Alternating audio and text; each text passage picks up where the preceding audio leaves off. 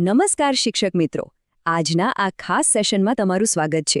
જુઓ, સરકારી પરિપત્રો અને કાગળિયાની વાતો સાંભળીને થોડી ચિંતા થવી સ્વાભાવિક છે, ખરું ને? પણ આજે આપણે એક એવા વિષય પર વાત કરવાના છીએ જે સીધો જ તમારા ભવિષ્ય અને નાણાકીય સુરક્ષા સાથે જોડાયેલો છે. તાજેતરમાં જ શિક્ષણ વિભાગે પેન્શન રજિસ્ટ્રેશનને લઈને એક અત્યંત તાકીદનો પત્ર બહાર પાડ્યો છે. હવે ગભરાવાની બિલકુલ જરૂર નથી. આપણે આ આખી પ્રક્રિયાને એટલી સરળ રીતે સમજીશું કે તમને થશે, અરે, આ તો સાવ સહેલું છે. તો ચાલો ફટાફટ શરૂ કરીએ. બરાબર, તો ચાલો ફટાફટ જોઈ લઈએ કે આજે આપણે કયા કયા મુદ્દાઓ કવર કરવાના છે. સૌથી પહેલાં આપણે શિક્ષણ વિભાગના આ તાકીદના આદેશ વિશે જાણીશું. પછી આ એનપીએસ, પ્રાણ અને પીપીએએન જેવા ભારેખમ શબ્દોને સરળ ભાષામાં સમજીશું. ત્યારબાદ જો આ પ્રોસેસ ન કરીએ તો શું થઈ શકે છે એની ચર્ચા કરીશું. અને છેલ્લે સ્થાનિક એનપીએસ કેમ્પનો લાભ કેવી રીતે લેવો અને કયા ડોક્યુમેન્ટ્સ જોઈશે તેની સંપૂર્ણ માહિતી મેળવીશું. તો શરૂઆત કરીએ આપણા પહેલા અને સૌથી અગત્યના વિભાગથી, શિક્ષણ વિભાગનો તાકીદનો આદેશ. જો જ્યારે કોઈ સરકારી વિભાગ પોતાના પત્રમાં તાકીદનો આદેશ અથવા અર્જન્ટ લખે છે ને, ત્યારે સમજી લેવાનું કે વાત ખરેખર ગંભીર છે. અહીં સ્પષ્ટપણે લખવામાં આવ્યું છે કે તમામ શિક્ષકો માટે પ્રાન અથવા પીપીએન ખાતું ખોલાવવું ફરજિયાત છે. અને હા, આ ફરજિયાત શબ્દ પર ખાસ ધ્યાન આપજો. પત્રમાં સ્પષ્ટ ચેતવણી છે કે જો સમયસર આ પ્રક્રિયા પૂરી નહીં થાય તો ભવિષ્યમાં તમારા પગાર કે પેન્શનમાં મોટો પ્રોબ્લેમ ઊભો થઈ શકે છે. એટલે આ માત્ર વાંચીને ફાઇલમાં મૂકી દેવાનો કાગળ નથી, પણ તરત જ એક્શન લેવાનો સમય છે. હવે આગળ વધીએ આપણા બીજા વિભાગ તરફ. ચાલો આ એનપીએસ, પીઆરએએન અને પીપીએએન જેવા શબ્દોની ગૂંચવણ ઉકેલીએ. તો સૌથી પહેલો અને પાયાનો મુદ્દો છે એનપીએસ, એટલે કે નેશનલ પેન્શન સિસ્ટમ. સરળ શબ્દોમાં કહીએ તો આ ભારત સરકારની એક એવી યોજના છે જેમાં તમારી નોકરી દરમિયાન દર મહિને પગારમાંથી એક નાનકડી રકમ જમા થાય છે. આ કંઈ બીજું નથી પણ તમારા પોતાના જ નિવૃત્તિ પછીના સુવર્ણકાળ માટેનું એક સુરક્ષિત રોકાણ છે. જ્યારે તમે રિટાયર થશો ત્યારે આ જ રકમ તમને પેન્શનના રૂપમાં એક મોટો ટેકો આપશે. હવે વાત કરીએ પીઆરએએન અને પીએએનની. પીઆરએએન એટલે પરમનન્ટ રિટાયરમેન્ટ એકાઉન્ટ નંબર. આ તમારા એનપીએસ એકાઉન્ટનું એક યુનિક નંબર છે, બિલકુલ તમારા બેંક એકાઉન્ટ નંબર જેવો. જ્યારે પીએએન એટલે પરમનન્ટ પેન્શન એકાઉન્ટ નંબર, જે અમુક રાજ્યોમાં પેન્શન માટે વપરાય છે. અહીં સમજવા જેવી સૌથી મોટી વાત એ છે કે જ્યાં સુધી તમારી પાસે આ બેમાંથી કોઈ એક નંબર નથી ત્યાં સુધી સરકારી ચોપડે તમે પેન્શન સિસ્ટમમાં છો જ નહીં. જી હા, એકાઉન્ટ નંબર વગર આ સિસ્ટમમાં તમારું કોઈ જ અસ્તિત્વ નથી.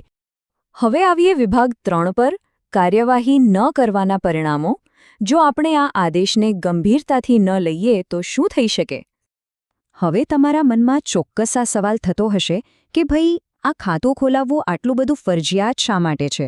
અને ધારો કે અત્યારે ખાતું ન ખોલાવીએ તો એવું તે શું મોટું નુકસાન થઈ જવાનું છે? આ એક એવો પ્રશ્ન છે જેનો જવાબ આપણા દરેક માટે જાણવો ખૂબ જ જરૂરી છે. અને આ જ વાત આપણને એક બહુ જ અગત્યના મુદ્દા પર લાવીને ઊભી રાખે છે.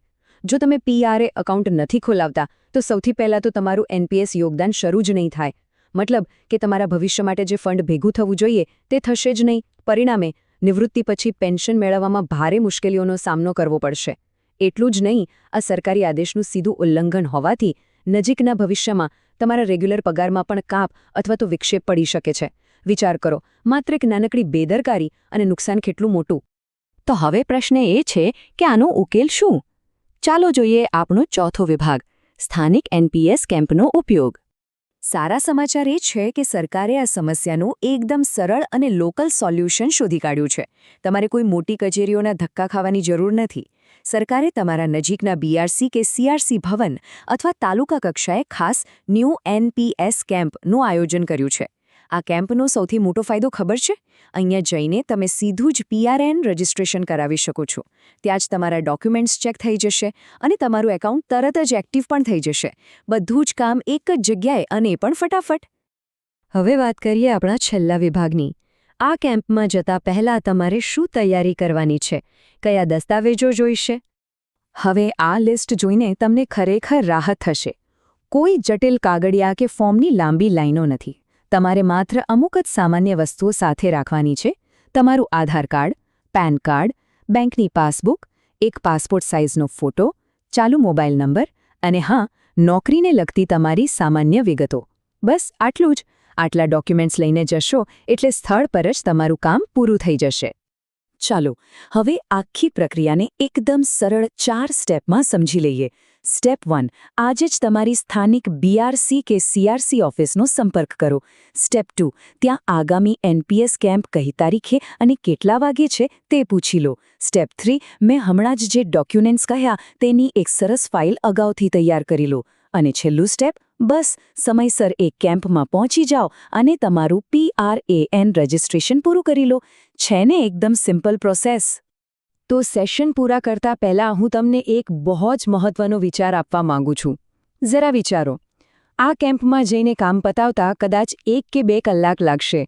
આ માત્ર એક દિવસનું નાનકડું કામ છે, પણ એ તમને આખી જિંદગીની આર્થિક શાંતિની ગેરંટી આપે છે.